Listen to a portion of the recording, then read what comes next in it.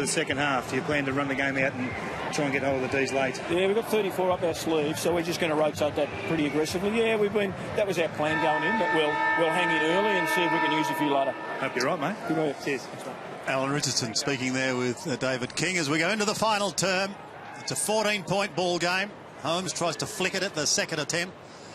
Dunstan in trouble, but he gets the hand pass away. The ball was touched. Stevens affected the spoil. Comes towards Oliver. He gets dumped. Goes to ground. Found that really interesting listening to Alan Richardson talk to David King about rotations. So at 90 rotations, you use 22, 23 a quarter. They've banked a few. So they've kept 34 for the last quarter to try and make a real surge in the final 30 minutes. Gilbert. Up towards Rewalt, just not sticking at the moment. And that'll be a strategic issue for the clubs, Jared, as to how they use those 90 rotations. Yeah, you'd think some would go early and try and get through the middle half and then bank some for the latter part of the game. Goddard and McCartan are also just two really exciting young names that St Kilda haven't got out the track. McCartan injured. Goddard, I believe, still trying to fight for his position. Savage gives it to Armitage. Bends it back. Oliver does well. Good hand pass to Salem, who flicks it to Jones. Just 15. So there's two young guys with great awareness. The hands from Oliver, yep, and the kick from Salem. Which Nathan Jones wasn't expecting. No, he wasn't. He couldn't believe it.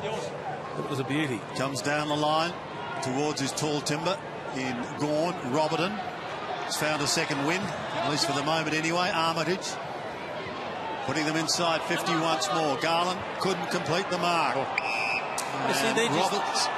They're the little tackles. They're the little things. Colin Garland did everything right body-wise, and then he drops the mark. So automatically they're under pressure. But now McDonald gets the free kick.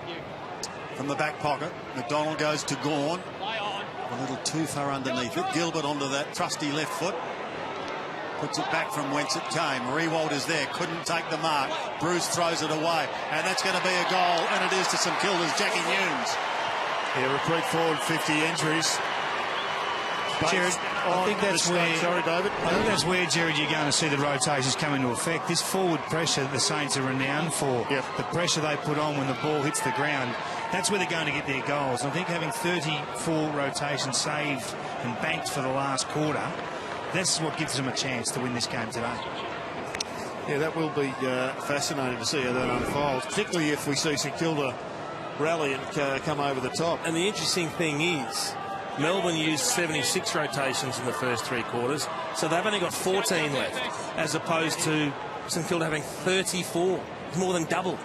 66, Jason, if you take the changes out of the break. Yeah. So they've still got 20-odd, but there is a big discrepancy. Newnes gets his first goal. Been a good player last year, played in every game. This is Grimes towards Watts. March in front of Montagna. Goes short to Nathan Jones from 55. Kicks into the man on the mark. That was Fisher. These might get another chance through Kennedy. Jones running out of room. Kennedy there as well, but he officially sees it over the line.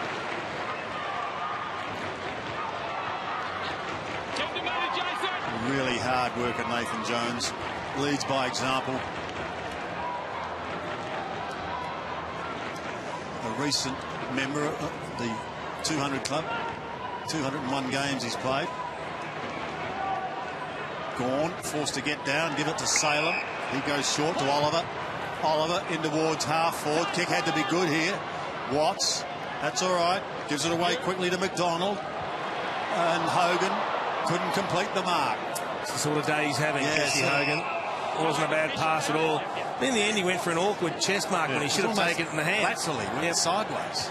Just need to attack it with the hands. And that happens when you're down on confidence. You try to pull everything into your chest rather than trusting your hands.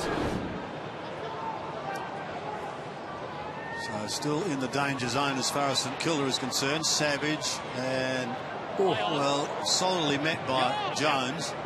Flick back towards Hickey.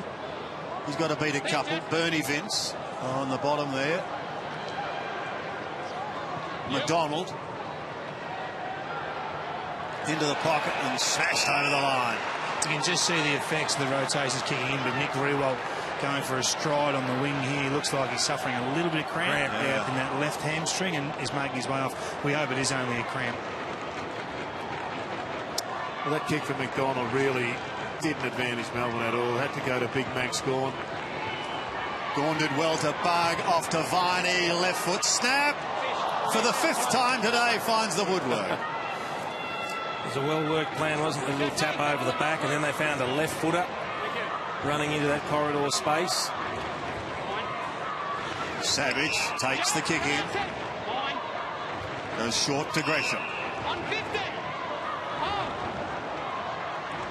That doesn't look great, Kingy, for Nick Riewoldt. His face suggests that he might have a few issues. Well, I just saw him grab for the left hamstring as he was about to put some pressure on, so there may be an issue here. Salem in towards Hogan and Co again. It bounces over the top. It's bounced all the way through. A super goal to Christian Salem.